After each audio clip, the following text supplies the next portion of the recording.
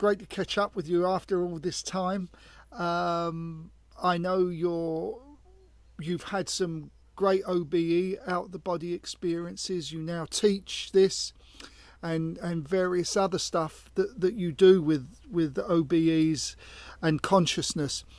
But I'm sure you've answered this a gazillion times, but I think your OBEs started from childhood. Is that correct? Yes, that's right. I was about 12 when I had my first OBE, and it was spontaneous, out of the blue. I didn't know what was happening, but I knew that I had been conscious and very aware outside the body. And even when I came back, I was sort of like a little surprised and startled, like, what was that? I know I was there, and I was watching myself from over there, and I was here. And so, but yes, I was about 12. I really didn't know what to make of it. Oh, right. And when did you discover that, this was something that you really felt, hello, I'm here and I seem to be doing this quite a lot, so there's a purpose to this? Well, first, I think I realized that I was having something that some other people were having, but not everybody was having it. When I was about 16 or 17, after having a conversation with classmates, where another classmate of mine, he also had them, but we realized as we were talking about them that the rest of the of the school or of the class, they didn't have them, and they had no idea what we were talking about. So they're sort of like the way they were looking at us, led me into starting to find out what were these.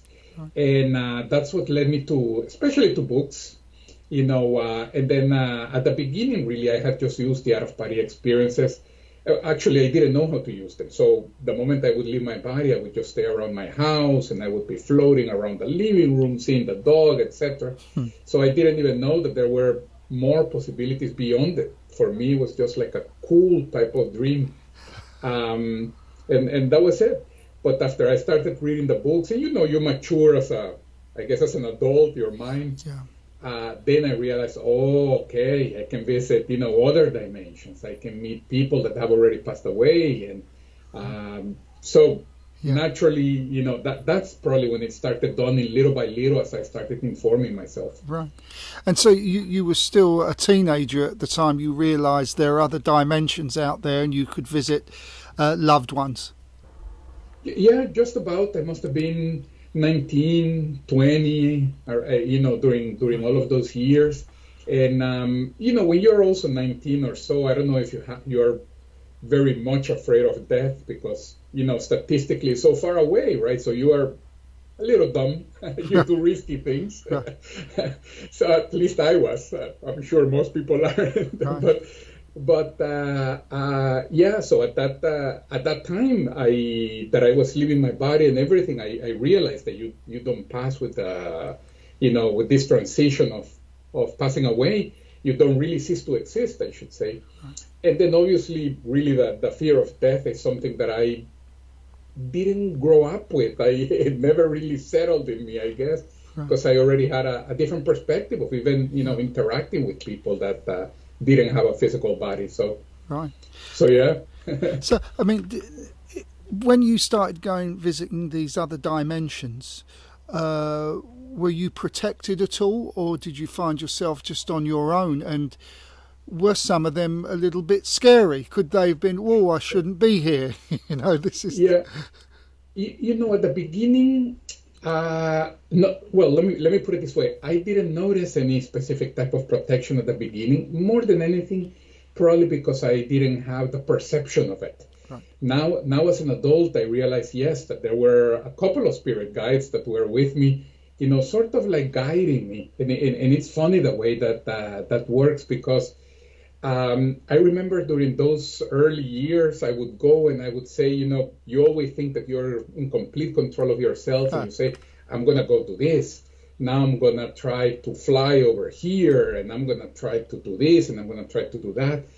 And then much later on is that I realized that was almost like a learning track that they had put on me, like, here's a mountain, see if you can jump over it. And I thought I was deciding, and now I conquered the mountain. Right. But really, it was almost, now I say that it's almost as if they had grabbed me by the hand and they were really guiding me, Right.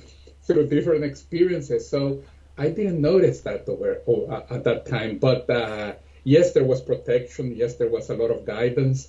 I didn't have any of the scary type of experiences, growing up or even up to my mid-20s or so, and I say this even because this friend of mine, I remember that with whom I spoke when I was 17 or 16 or so, classmate of mine, I don't think that his experiences were necessarily scary in the sense that he wasn't seeing anything scary, but just the experience scared him. The Right. fact that he wasn't in his body, that all of a sudden he was in a completely different, situation, and he didn't know how to get back or what to do. Right. That was scary for him. Yeah. And so with your experiences, did you try and once you felt comfortable, I mean, by the sounds of it, you felt comfortable from the beginning, but once you began to experience deeper and deeper levels, did you ever any time let's say, well, I wonder if I can connect with the Christ energy or the Holy Mother energy? Is that something that can be done? Yes, absolutely. And meaning you try to connect with higher levels of energy or more positive or more developed or more evolved. And obviously, us in the physical world, I guess each one of us, we have our own way of naming it or calling it, and it changes through cultures. And if next life I don't know, I'm born in Japan, I'll probably be calling it something else, And but yes, you certainly try, and this is where precisely, I guess, the concept of the spirit guides comes in. And yes, you do. You certainly, not only do you connect with them, but you also, on some opportunities, you are like guided by them to their dimensions, to their realities, to their planes. And it's very obvious when you're there, why people describe them as heavenly, for example, or, utopic, because really we're trying, I guess, to use the best words that we know, to try to describe them. And it's not so much just the visual, that everything is very organized, clean, a lot of room, a lot of light, and very transparent. But it's not just so much the visual. What usually gets me a little bit more is the feeling, the vibe, the energy of like acceptance, of like welcoming. And this is, I understand very well why people sometimes say, it's like the way a mother sees a child, because these are individuals, or these are entities, these are beings that have known us our entire life, but have known us for many, many of our past experiences, and they know us better than we know ourselves. Right. So even though we, sometimes are thinking, look, I'm trying to do the best I can here in this life, but sometimes I make a mistake, sometimes we're frustrated, sometimes things don't come out the way we want to, right? For them, they understand that. Yeah. They know that we are in the physical life. They know that we're trying to do the best thing that we can from that perspective. And they also know that it's almost as if their perspective is, they understand that even though it's challenging, for us it's almost as if we were in one school day. Right. And it's one school day full of challenges and tests and homeworks and tasks. And at the end of that school day, we're going to go back home, do the homework for the next school day. Right. So for them, they get it. Yeah. They encourage us. Yeah. They help us along with that. But for them, it doesn't take... We are not only that. Right. We are not only our homework. We are not only whether we got an A on a test or a C on a test. Right. So they accept us, they welcome us, and Wonderful. It's so... And another thing that really gets you a lot, and very few people talk about this, I'm not sure why. People describe the feeling, but another thing is, most of the biggest friends that we have, or the closest individuals that we have as a soul, as an entity, not as a human being, but as a soul, are not alive at this moment. Right. So we have had experiences with them in other school days, in other lives, and we got into trouble together, and we had successes together and everything. But at this moment, at this specific life, some of them are alive, and they're, our close friends, Yeah. but many of them are not. So the moment that we have an out-of-body experience and we re-encounter with all of those people, the feeling of belonging, of acceptance, because they have a history of us that we don't have just using the physical brain, of course, but they do. Right. So that feeling is just overwhelming, really, very, very overwhelming. It's even hard to stay there, focused, aware, to be able to enjoy this, because it can be very, very overwhelming. Right. Yeah. And what is the time frame over there? I mean, we know there's a difference. I guess there is time on the other side, but not like as we know it. So are you, when you're out there, are you out there for hours, or is it literally minutes? Because you seem to get through so much in this period of time.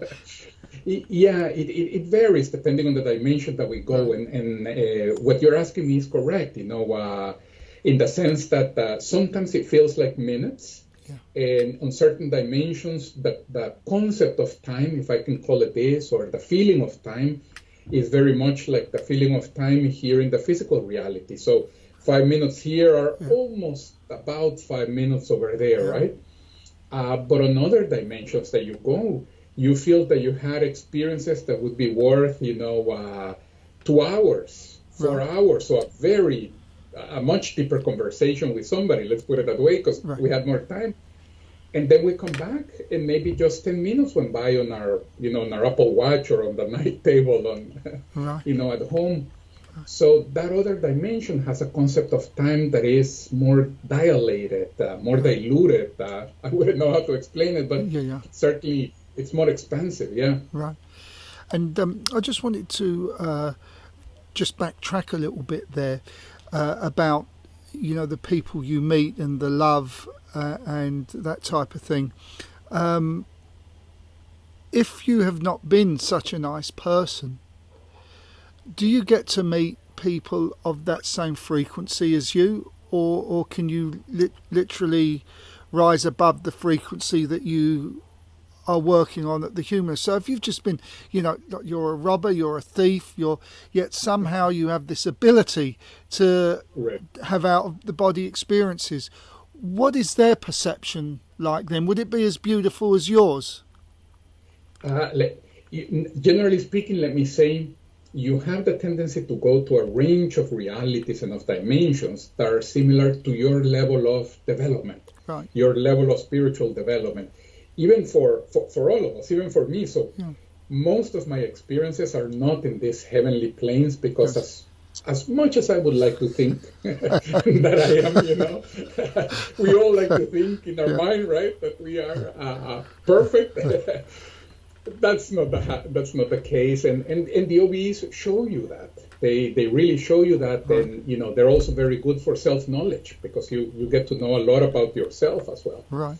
Now, but so in their case, the same rule applies. They or the same guideline.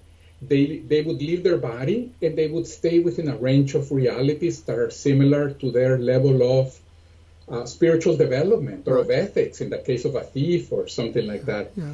Now, can they visit another dimension much more heavenly? They could, and more than likely, just like in my case, they would have to be guided by a spirit guide. Right. And sometimes spirit guides might do that, as a way of showing them, look, you don't have to stay within those realms thinking that the world works in one way, because not only are you causing suffering to other people, but it's probably not even that easy for you either. Yeah. So you can develop and become a much better being for yourself and for everybody. So sometimes they do that precisely as a learning lesson, and they would do it when they realize that the person will have already the ability to digest such an experience. Okay. Yeah. Because if it's going to be wasted because the person just doesn't want to, they let it be. They respect the free will Right. of the person to a certain extent. Okay. And I mean, this is a question that really intrigues me actually. When you're back in your body and you're awake, do you sometimes bring the other entities back with you? Do they say, "Oh, I quite like this guy's energy. Let me see what he's doing on the Earth plane"? Uh, yes, usually not that the spirit guides, they're busy. They go back and forth all over the place. Yeah. So they keep an eye on you, Yeah. more like in an intuition sense, type of a thing. Sometimes I have this perspective that I'm doing something, I'm getting into some kind of trouble, and they're thinking, they're from miles and dimensions away, they're thinking, oh, there is Louis getting into trouble again. Okay, he'll learn with that, Right. no Okay. problem. Okay. But yeah, sometimes you may meet other individuals that come closer to you and that follow you and who are intrigued, Yeah. because really you can also make acquaintances outside the body Right. as well. Right. And so you can form all kinds of relationships outside the body, just like inside the body. Right. And so indeed, they could come, and see you. Now, usually most of the individuals that you interact with, as I was mentioning, I know it's nice to talk about the heavenly planes, but most of the individuals that you interact with are individuals that are at your level, Yeah. your level of vibration, frequency, which is, comes from the level of spiritual development. Yeah. So they are normal people, trying to do the best they can, trying to become better, etc. And yeah, sometimes they're a little more interested and they, want to hang out a little longer. Right. And when you, I mean, because this can be quite an emotional experience for somebody who experiences it for the first time. You know, perhaps they've met their mother that's just passed, before their Yes. very eyes. How do you deal with this? Because I think you teach as well these OBEs. So how would you express to somebody this is how you deal with it? Yeah, well, I think that was something that helps a lot in those cases is, first of all, for them to have a foundation of information, because something that certainly makes it more emotional and makes people react more is when it's a total surprise. When all of a sudden in the middle of the night, you're outside the body and your mother or your dear relative is already there in front of you, right? So if they can get informed, not just with classes or books, but a lot different sources, that'll help them at least to have a foundation on how to interpret the experience. Now, once you are there at the moment, something that can help quite a bit is to do certain energetic exercises. When I say energetic, I'm referring to chi, prana, vital energies. This. So I'm not referring to electricity, but these more subtle type of energies that normally settles us outside the body, inside the body too, but outside the body, the effect is more like pronounced, more accentuated, and the stabilizing effect is more obvious. So you stabilize, you regain your awareness, you are not as emotional, and then you're able to digest the experience better and even to take advantage of it. Because I know of, and even from certain students who have had experiences like the ones you mentioned, that they become so overwhelmed that they come back to the body, or at that moment they're not able to ask or to say anything because, of course, the emotion overtakes them. Yeah. But if we're able to stay a little bit more calm and in control, then we're able to ask things, interact, follow them if they want to show something outside the body, etc. And then there is more benefit. Of course, the experience is richer. Right. And so when you teach these courses, do you do it one-on-one individually, or do you do it in a group energy? We have individual sessions if people want to. If somebody wants to book a coaching session, certainly they can. But I would recommend, but we have also the group setting, and I would recommend the group setting even as a starting point, because there we cover a lot of instructions that are very fundamental and very basic, and that will help people a lot. You know, first of all, in terms of their energy practice, but also in terms of the practice of just, okay, now we are going to lie down and we're going to try to, experience a disconnection and have an out-of-body experience, and dealing with the sensations of disconnection, and the very practical, nitty-gritty part that sometimes is what ends up stopping people the most from leaving the body. I would, because we can talk about a lot of different ideas, but at the end of the day, when they lie down and they're feeling that they're starting to disconnect, that's when usually people go, oh, yeah. This is working. Yeah. And then I guess some people can get that resistance, and then it throws them back into the conscious state again. Does that happen often? Exactly. It brings them back into the body, and they're awake, and that happens, yes. Yeah. So sometimes people are too aware, or too awake, I should say, during the practice, or sometimes it's the opposite. They relax so much that then, you have them sleeping and snoring, and and it's a nice nap, nothing wrong with that, but you wanna have an OBE. Right. So is the trick, if I can call it that, if we could summarize it briefly, is to be in that in-between awake and sleep state? Is that the place you really want to be? For the moment of the disconnection, yes. What more technically is called the hypnago, right? Right. Like that state when you're starting to fall asleep, and you haven't fully, you're not fully asleep yet, but sometimes we feel like we're having already some dream images, and we wake up a little bit, and we even realize I was already dreaming, but we weren't, sleeping deeply. Right. That would be the ideal state for, trying to slip outside the body, so to speak. Right. And so that sort of brings me on to lucid dreams or OBEs. Are they the same thing? Are they different? Is it just are lucid dreams just a lower state of consciousness to an OBE? Yeah, what we see, is that it is a little bit lower, yes, but not that much. But the main issue that happens there is that when you start having lucid dreams, basically some of the perceptions that you are perceiving, some of the images that you are perceiving within the lucid dream are probably already part of the out-of-body experience.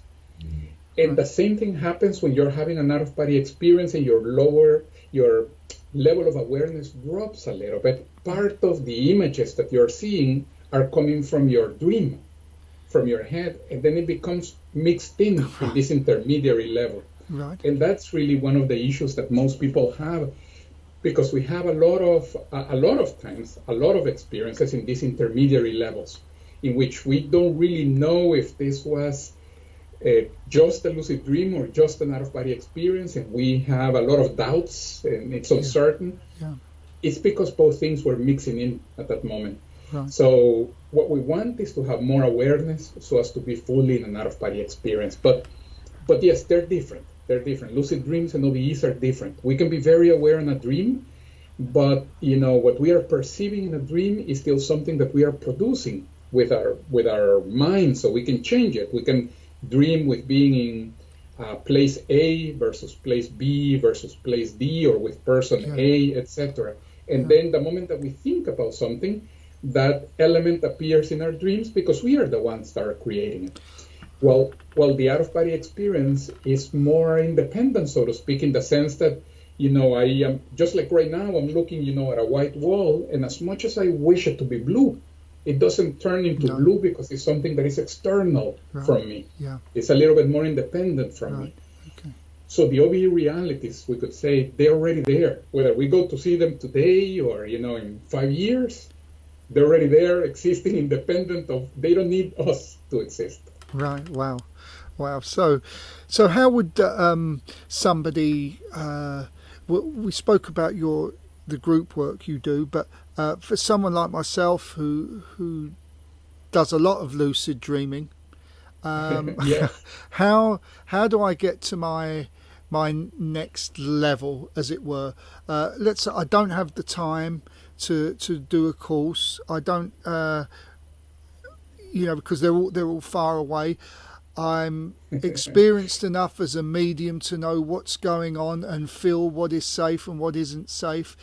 For Right. someone like myself, is there any tips that you could offer that could get me on my way, as it were? Yes, absolutely. No, very good question. And even because that the main aspect of developing the out of body experience, and I would say of developing almost anything in life, certainly we need to receive a little bit of information, a little bit of theory, but the main aspect is really on the repetition. Right. It's just the training. It's almost like going to the gym or losing weight. We can read and know everything about it, but if we actually don't go and put in the time and Right. are there on the treadmill, we just don't get in shape. Right. So, and that's something, and I say that just simply because that's something that anybody can do. Anybody can, put in a little bit of time to develop a skill. So the part of the information would be, there are a couple of things that you can do when you're having lucid dreams. First of all, you can, when you're in the middle of a lucid dream, try to give yourself the command. Instead of giving the command, let me dream with Hawaii, or let me dream with Fiji, which I many times do. It's just fun. But instead of doing that, just simply try to decide, let me try to see the reality or the non-physical reality right now. Right. Usually what happens is that the dream images fade away fairly quickly. Just like in your dreams, when you change from one setting to the other, almost as fast. Yeah. In this case, the dream images are going to fade away, and more often than not, you are floating close to the ceiling. Right. Or close to the wall. Really, you're close to your physical body, where you have been most of the nights of your life. It's just that on this specific opportunity, you decided, or you gave the command. Yeah. Oops. Dream images that are coming from the head, and to want to see, whatever is ahead of you. Right. So that certainly can work. It may not work the first time, but probably by the third or fourth, we might get it. Maybe the first time we'll come back into the body and we'll wake up.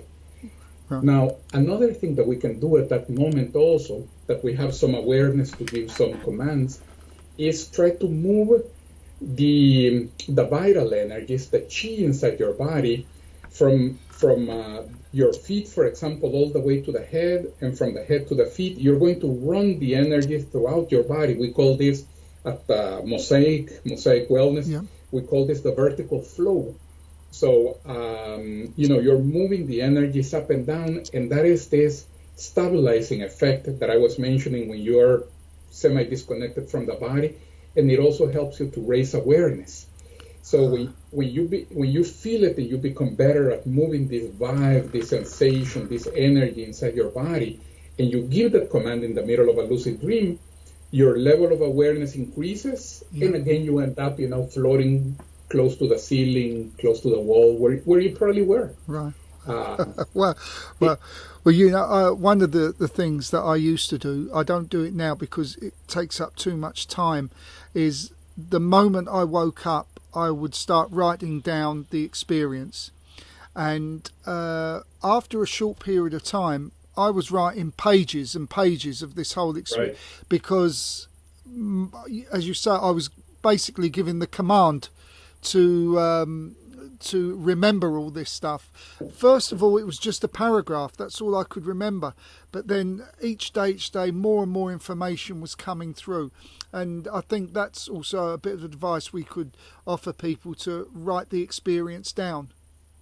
Absolutely. And because there are many techniques, and that is actually a very good one.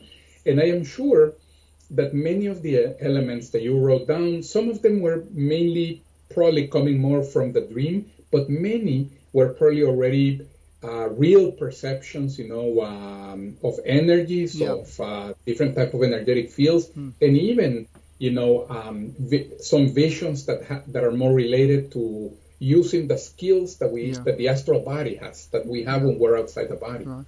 Yeah, I mean, well, I certainly know that I've met people in the lucid state or astral state that I know them, but only in that state. I don't know them here on the earth plane at all, and they are just so familiar, and it's sometimes like, oh, I haven't seen you for a long time, you know. Yes. That's quite a lovely experience, actually. Yes, yes, it is. Yes, it is. That's exactly it. Yeah. It is. We start to have our, our physical social network. Yeah. And our non-physical Facebook. Yeah, super. Well, talking of, not Facebook, but of books, your book, Demystifying the OBEs. Could you just tell us a little bit about that so people know where they can get it from? Sure. Well, first of all, the book talks about, how to have out-of-body experiences. It gives this foundation that I was mentioning here with regards to what happens when you leave the body, where can you go, what are the features of the astral body and what it can do. And, once you go into dimensions, spirit guides, how to deal with them, how to, take advantage of them. Also, it has a lot of energetic exercises precisely for you to, become more confident and stronger energetical. Even here in the physical reality, or better yet, it's going to help you even here in the physical reality. But obviously, you can also use them while you're outside the body. And the book, really, you can purchase it in Amazon, Google Books, anywhere. Now everything's online. Even most of our classes, by the way, that you mentioned, we're too far away. Because right now I'm in California. I know that you're in Europe. Yeah. Now, most of our classes at Mosaic Wellness, I should say, I think, last time I was not with Mosaic still, but most of the classes that we give with Mosaic are online. Yeah. So I have people from, Korea, Australia, Brazil, all over the place, taking the classes. Okay. I'll put that link up. Is that the Mosaic and Wellness education? Yes. Yeah. Mosaic Wellness and Education. Okay. Indeed. Yeah. I'll put that up. Before you go, one thing that I feel we can take away from all of this is fear. We can rid ourselves of fear. We know that life continues, but also fear on the earth plane. We can aspire. Because once you take away that element of death, that fear, then we know we have nothing to fear, so we can just go forward. Yes, we are more uninhibited, we are more spontaneous, we are more confident. And of course, we're not perfect, none of us is, but we make very honest mistakes and we are not afraid to learn from them. Right. So everything just becomes a lot more, straightforward, a lot easier to a certain extent. Besides the fact that now we have a lot more time to become better, to enjoy. And when I say time, I don't mean just, time in actions, but mental time. Because sometimes we spend a lot of time trying to understand what this fear is and trying to deal with what death is. Yeah. And then once that is gone, we have a lot of that. We free up a lot of mental time, just for more productive things. We waste far too much time with this mental and emotional distress that we put ourselves through. Yes, indeed. And on the one hand, I get it. It's that time is necessary because we're trying to make sense of something that at that moment we don't know. Yeah. But that's the beauty of it. Once we know, we can overcome it, and then we can use it for a more productive endeavor. Okay. Yeah. Okay. Well, I've got your Facebook details. They're up, and your learnobes.com. That's already up. What other websites are there that you want the public to know about? I think those two would be the main ones. Also the Mosaic page, I guess, is the mosaicwe.com. Okay. But even from the learnobes.com, there are links to the mosaicwe.com where people can see the calendar of events and, when we have classes. We even, nowadays, 2020, right? Yeah. even in, I think, a few weeks, they're even going to have all of these classes that we give on demand online so that people can see them, because they're already recorded. Right. And then afterwards, we have sessions every month where the people who have seen the on-demand classes, they can actually interact with us and ask us questions. I felt this, I did that, etc. So it Interesting. just becomes easier. Yeah, well, that's something that interests me actually. So, are they ongoing throughout the year, or it's just at certain seasons? They're ongoing. Yeah, Ongoing. they're ongoing. The live classes where we are there and you can ask questions, they're ongoing throughout the year, every month, every couple of months. Okay. And yeah, and the on-demand are going to be there, obviously available for people to watch at 3 a.m. or whenever they want. Perfect. Okay, Lewis, that was just wonderful information there that you've given people. So your plans now is just to continue to do more of this, just keep getting the message out and keep reassuring people. That's a big part of it, yes. And I've started also, during the last years, I've started trying to go into, areas of the world that are a little bit harder to reach. So I know, before most of the live in-person classes were in California, London, New York, etc. But I've started to go a little bit more into Africa, Indonesia, Cambodia, a lot of places, so that this doesn't become just, like a first world information type of a thing, but and trying to help them in also whatever they need. Yeah. Sometimes their need is, at that moment, is not to leave the body, but other needs and Indeed. Well, listen, just one last question before you go. Sure. Does our technology today in the Western world, television, internet, and I'm not even talking about the frequencies that the electronic stuff give out, but just the mere presence that we're consumed with television, internet, radio, newspapers, this whole, when you get in a car, you're constantly battling traffic and God knows, is this detrimental to OBEs? If you lived in the countryside, let's say an Amish type existence where you didn't have any of this kind of distraction, is that more conducive to a successful OBE, or just depends on the individual? Certainly that will affect, the fact that we have a lot of stimulus will affect. So we need to know how to handle them with a little more maturity, I would say, because obviously there are a lot of advantages towards those things, so just being like in an Amish type of existence has also its advantages, but also we would probably spend a lot of the time farming and trying to raise, our own food and cattle. So there are a lot of advantages. So with everything, it's a matter of being able to, how could I say, deal with them maturely so that you don't get trapped by, hours on end on Facebook and you didn't do anything, right, or on the internet. Yeah.